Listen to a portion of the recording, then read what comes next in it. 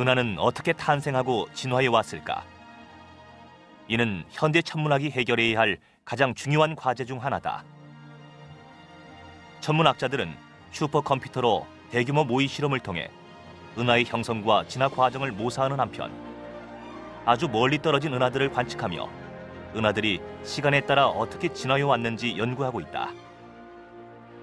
그러나 이런 방법으로는 멀리 떨어진 은하들의 관측 자료를 정밀하게 얻을 수 없다. 반면에 우리 은하 또는 우리 은하 주변의 외부 은하들에 속한 천체들은 매우 정밀한 관측이 가능하다. 나이가 많은 항성 종족들이 형성된 연대의 화학적, 역학적 성질을 비교해봄으로써 우리 은하의 형성과 진화 과정에 대한 단서를 발견할 수 있고 우리 은하와 비슷한 성질을 가진 외부 은하에 대한 형성과 진화 과정 또한 유추할 수 있는 것이다. 이런 방법으로 우주를 이해하는 학문을 근거리 우주론이라 한다. 은하계의 가장 오래된 별들이 공 모양으로 모여 있는 것을 구상성단이라 한다. 구상성단은 근거리 우주론에서 우주의 연대 측정, 우리 은하와 외부 은하들의 형성과 진화 등을 연구하는 데 매우 중요한 역할을 해왔는데 과거 천문학자들은 대부분의 구상성단에 속한 별들이 동일한 나이와 화학 조성을 가진 단일 항성 종족으로 구성되어 있다고 믿어왔다. 즉, 구상성단들은 은하계 형성 초기에 내부의 가스들이 뭉쳐서 형성되었고 질량과 나이, 화학 조성이 동일한 별들이 만들어진다는 고전적인 항성 진화론을 믿었던 것이다. 그러나 1970년대에 들어서면서부터 구상성단들이 다양한 나이와 화학 조성을 갖는 다중 종족의 별들로 구성되어 있다는 관측 자료가 속속 보고되기 시작했다. 하지만 이런 관측에 대한 정확한 해석은 나오지 않고 있었다. 세종대학교 이재우 교수 연구팀은 이 수수께끼를 풀어냈다. 구상성단의 30년 비밀을 밝혀낸 것이다. 이 작업은 2004년에 시작을 했는데요. 2년여간의 준비 기간을 통해서 2006년부터 본격적으로 관측을 했습니다. 현재까지 5년여 기간 동안에 200여 일의 관측기를 사용을 했고요. 우리 은하에 존재하는 40여 개의 구상성단에 대한 칼슘 함량을 측정하여 다중 종족을 갖는 구상성단을 분석한 결과는 흥미로웠다. 기존의 이론은 우리 은하에 존재하는 대부분의 구상성단은 칼슘 등 중원소 함량이 등질하게 분포하고 있다는 것이었다. 그러나 연구팀은 기존의 이론과는 달리 전체 구상성단의 절반 이상이 그 구성별들의 칼슘 함량이 매우 다양한 여러 종족의 별들로 구성되어 있다는 것을 밝혀냈다. 이 결과는 구상성단의 별들이 여러 세대에 걸친 화학적 진화 과정을 통해 다양한 중원소 함량을 가진 물질로부터 생성되었음을 의미하며 이는 다중 종족을 갖는 구상성단의 기원을 규명한 것이다. 칼슘을 포함한 특정 중원소들은 매우 무거운 별의 최후 단계인 초신성 폭발의 잔재로 만들어진다.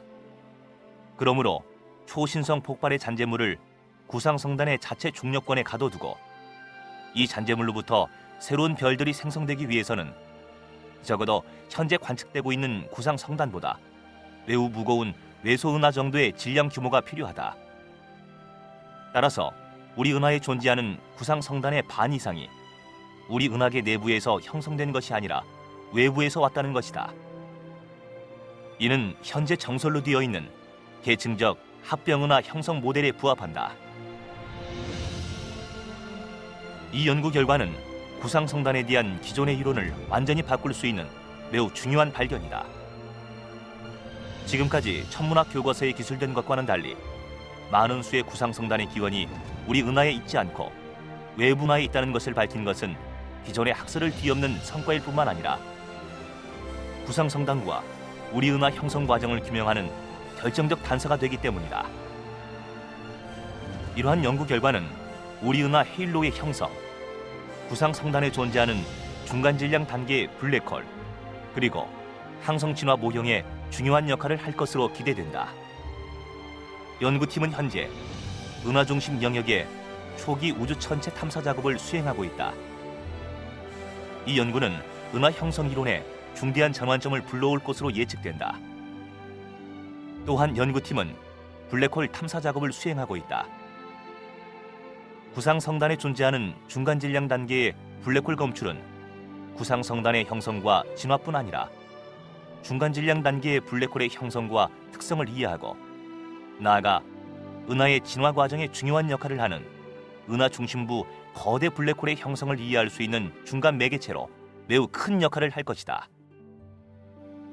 현재 천문학계는 구상성단이 단일한 기원을 갖는 별들로 구성되어 있다는 가정으로 항성 진화 이론 연구를 하고 있다. 그러나 연구팀이 밝힌 것처럼 구상성단은 여러 세대의 화학적 진화 과정을 거친 다양한 특성을 가진 별들로 구성되어 있다. 그러므로 앞으로 항성 진화 이론은 연구팀의 이론을 반드시 포함해야 할 것이다. 이는 구상성단에 대한 올바른 이해뿐 아니라 구상성단의 나이를 사용한 우주의 연대 측정에 중요한 역할을 할 것이다. 예, 이 연구적 결과는 굉장히 중요한 결과인데요. 이 연구 결과를 통해서 아시아 학자로서 처음으로 나사가 주관하는 허블 망원경 시험을 처음으로 땄고요. 저희 연구팀은 허블 망원경을 사용해서 더 좋은 연구 성과를 낼 것으로 기대하고 있습니다.